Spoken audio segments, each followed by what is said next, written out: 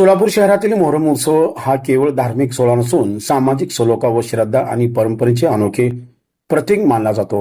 मोहरमच्या दिवसात शहरात दिसणारे नवसाचे वाघ हे या उत्सवाचे विशेष आकर्षण ठरत असून हिंदू मुस्लिम ऐक्याचे जिवंत दर्शन घडवतात. शहरातील पूर्व मंगळवार पेठेतील मीठ गल्ली परिसरातील बडे मौलाली पंजा सवारी येथे मोहरमच्या 7व्या आणि 8व्या दिवशी मोठ्या प्रमाणात भाविकांची गर्दी उसळते.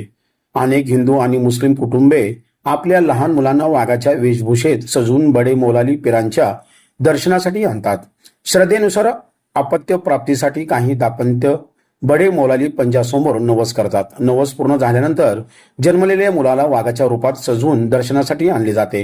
त्या बालकांच्या हस्ते नैवेद्य अर्पण करून पीरांचे आभार मानले जाते.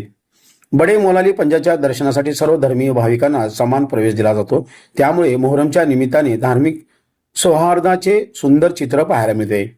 मोहरमच्या 7व्या व 8व्या दिवशी समाचार चौक परिसरात वाघ सजविणारे रंगारी उपलब्ध असतात. सकाळपासूनच आपल्या मुलांना वाघ बनविण्यासाठी पालकांची मोठी गर्दी येथे दिसून येते. रंगारीकडून वाघाचे रंगरूप पूर्ण झाल्यानंतर अनेक कुटुंबे हलगीच्या गजरात आणि पारंपरिक वाद्यांच्या निनादात आपल्या नवसाच्या वाघाची मिरवणूक काढताना दिसतात. त्यामुळे संपूर्ण परिसरात उत्साही वातावरण निर्माण झाले होते.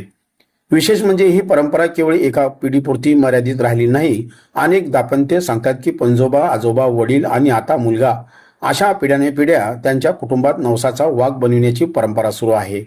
श्रद्धा आणि संस्कारांचा हा वारसा नवीन पिढीकडे अभिमानाने सोपवला जात असल्याचे चित्र मोहरम उत्सवात पाहायला मिळते.